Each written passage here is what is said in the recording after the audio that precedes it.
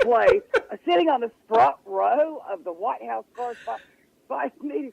I mean, I can't breathe. Wait a minute. You got to hear listeners, we've gone rogue. We've gone rogue, which is fine. We've gone rogue. I'm sorry. Listen, okay. If Sally's here, it's all rogue all day, and this is probably where I got some of my fighting spirit from as a dear mentor who was super influential in my very tender teen years. And now you know where I get my stand up and fight for your rights from is Miss Sally. Because and you know what, I'll have Sally back on, and we will do that, Sally. I'm inviting you right now, and we can just talk politics all day because that is something that is definitely near and dear to my heart. However, I do want to tell the listeners a little bit more about your life. We can definitely put a pause there and know that we will revisit it. I promise you. For those of you who love Sally, and I know some of you will, my dear best friend is listening, and I know I've been telling her, I'm like, Sally's coming on, and get ready, because Sally is like no holds barred, and I'm so excited to have her on.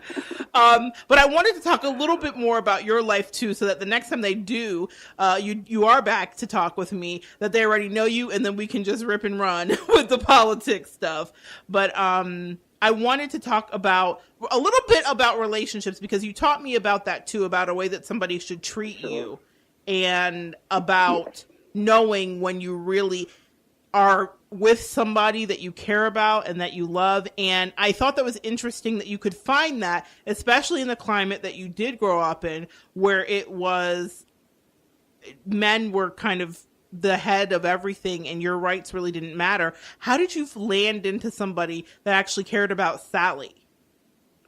Well, it's kind of a bad story for me. I mean, when I was younger, as I say, I was kind of good looking, and I played a really mean flute, and and she means that literally. She really plays the flute. Yeah, she's a flautist. Well, she's no, I'm a flutist. Oh, it's not flautist. Excuse me. No, do not say flautist. Oh, my band nerd. I'm sorry.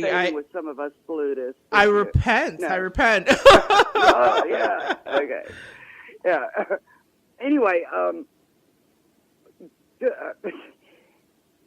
I was proposed to no less than 14 times. No less. Usually by the second or third date. Wow. So they liked it and they tried to put a ring on it. Okay, Beyonce. They tried to put a ring on it, yeah. So, I mean, I knew that they didn't know me. They knew what I looked like. They knew I was talented, but they didn't know me. And plus, after all the tackling and the, go down on me for a promotion, and frankly, for I guess another show, I was raped anyway. But after all that, I did not want people to look at me as pretty. I started gaining weight on purpose because I didn't want a man to do that to me anymore. Wow. I wanted to be loved for me. So you kind of took back the only thing you thought you could take back, which was control of your body and how it looks. Exactly. Okay. Exactly. Okay. So I put on not just a little weight, but a lot of weight. So anyway, I moved to the Keys, and it was my birthday. This is how I met Bob, Captain Bob. This is the love of my life. It was my birthday, and a girlfriend and I, frankly, had been drinking since about 9 o'clock that morning. Okay, little day drinking. Yeah, it was my birthday. Little day drinking, got it. Out in the sun, sitting on the Gulf Shore, ocean. It was nice. Anyway, she goes, well, what do you want for your birthday? And I looked around, and you know exactly what I'm talking about when I'm talking about the yard arm, that we worked at. Absolutely. There was a dock there. Anyway, this boat came up, a charter boat, to drop off a client who was staying in the motel. And he was leaning over, and all I could see was, frankly, his nice behind. And I pointed at him, and I told her, I want that. Well, how's that for manifesting, listeners? I don't know how she did it, but somehow she lined up a blind date for us that evening. Thank God I sobered up, took a shower, got dressed, went out on the date. Well, he took me to this carnival, and everything was going okay, but we were obviously total opposites. I mean, religiously and politically. And so I was just kind of like, ugh. But anyway, he was still, to me, a very handsome man. And there was this drunk woman at the carnival that came up to him, and she was all over him, trying to talk him into leaving with her. And don't you remember the time we blah, blah, blah. Well, I'm from a small town in Georgia, and part of me is pure redneck.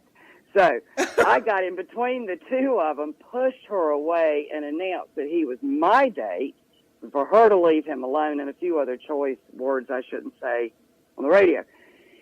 Later, he told me that's when he fell in love with me. Oh. When I did that, and took up for myself. You know what I mean? Yeah. That he loved that. But we were literally together every day after that night. And we found out we had the same loves.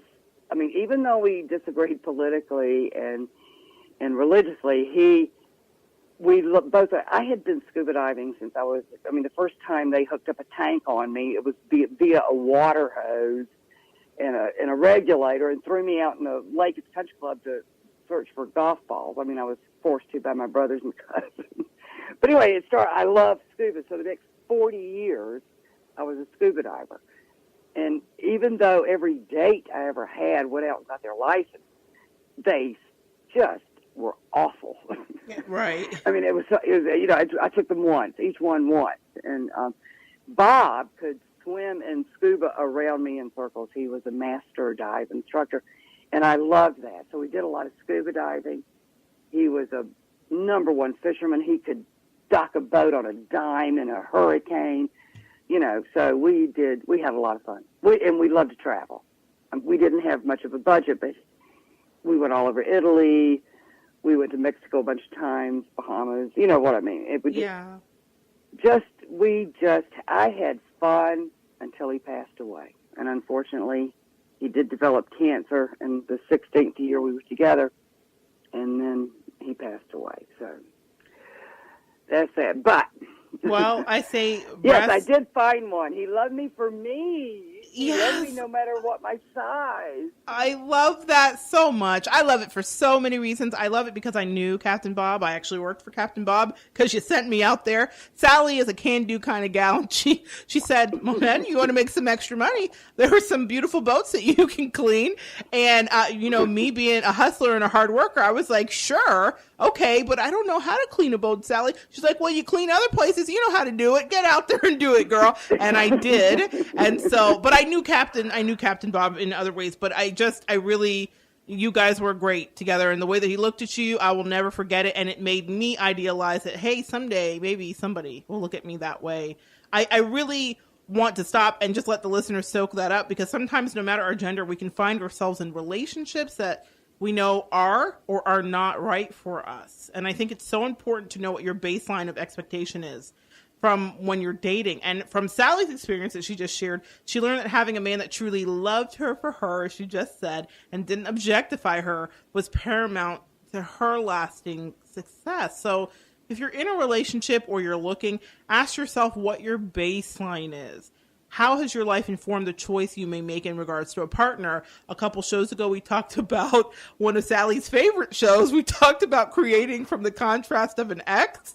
And so you can use your ex as creating from contrast, but it's very important to remember that love, that you make a choice in regards to love. And you know what you want, and then you'll usually attract what it is that you're wanting or expecting. Sally needed somebody that loved her for her. But I know love comes in all forms, Sally, and I happen to know that the first great love of your life is your son.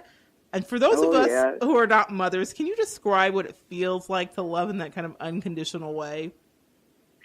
Well, it blew me away. When I gave birth, I fell in love, and like you said in your intro, I didn't really see. I made my own strap and would strap him to my chest or strap him to my back, and I took him everywhere. I took him to business meetings. I took him to local bars. I took him everywhere I went. Well, of course, I breastfed. I was the hippie mom. I wouldn't even take an aspirin while I was pregnant. And his dad was also awesome. we got married, but we really didn't want to get married. So we never really, lived together or anything. I don't even know how long we were married. But I did it just, I flipped out in my ninth month and said, I don't want to have a bastard. You have to marry me. Anyway. Yeah. Got it. I totally anyway, get it. He was a good thing. We were friends, and we're still friends. So that was really nice. But I think I did unconsciously exactly what my mother did. I never held anything back from my son. I exposed him early to anything and everything that was crossing our paths. I tried to teach him a little bit about all religions. We went through so many phases. It was ridiculous, especially when Alan came on the scene. But and you. Yeah, we were a motley crew. So. Yeah, and jokes we played on each other, and scary makeup, and other kids used to come over to our house and go, my mom won't allow me to watch that movie. And I would go, oh, hit play. Yeah, exactly. Guys, this is why I love Sally. You just heard it first. Her place was kind of like, it was like Peter Pan. It was like Wonderland. It was amazing. But there was real lessons being learned. And it wasn't like we were just running wild. I mean, we did a little bit of skinny dip in there in the saltwater pond. There was some wildness, but it wasn't too bad. It was all really tame. Dangerous. I wouldn't let you do anything dangerous that I knew about. Absolutely, that you knew about. Yeah, but I did want him to know. And I think, again, unconsciously, I literally turned into my mom and taught him, hopefully, the good, the bad, and the ugly. And he has turned into what I think the most wonderful man. He has a wonderful wife and 3 gorgeous children that he takes great pains in educating properly. And my 4-year-old granddaughter has even started guitar music lessons, and she's taking right up on it. It's amazing. And the other one likes to be an actress and is big into math, and she's only 7, and she surpasses everybody in math. So, and the youngest one, she's still too little. She's only a year and a half, but she is showing great IQ ability. So I'm so proud of my son. I'm proud of his accomplishments. He's a successful business owner, and of course the computer industry, software development. Should I give his address? No, I'm just kidding. We can definitely give a plug for Mr. Jimmy. Yeah. I will say I remember him as always, and the thing that struck me about Jimmy really is that he's always been introspective and kind to everybody. He's just an uber intelligent soul. So it's no surprise to me that the apple doesn't fall far from the Sally tree. And the concept of our parents shaping us has really been on my heart lately, especially as I look around at some men that are stuck in a different era, like we talked about earlier, or are completely available for a forward-thinking feminist. We have, like, you said, the paradigm the pendulum swings. So we have two different ends of the spectrum. What are some of your thoughts quickly about raising the kind of self-aware man that you happen to raise, which is Mr. Jimmy? Well, the best compliment I have ever been given, besides the one you gave me once, was from my daughter-in-law. And she told me, she goes, now listen, Jimmy is the only man I have ever met in my life that absolutely sees no difference between men and women. And I was, oh my gosh, I'm still getting chills. The fact that he does not see a difference, that, who his best friends are, he is, but, I'm loud and I yell and I get upset, and children are your opposites. And so I think that's why he's so quiet and accepting and introspective. He really is. That makes sense. So that's a good theory. It's true. Yeah, I think you did a fantastic job. I can't say enough. I mean, he's always been incredible, so I'm not surprised at all that he's grown up as a business owner and has a beautiful family, and the girls are smart and thriving, and he's, in a wonderful marriage. That's not at all surprising, considering that you did raise him and I watched him and I saw him when we were teenagers.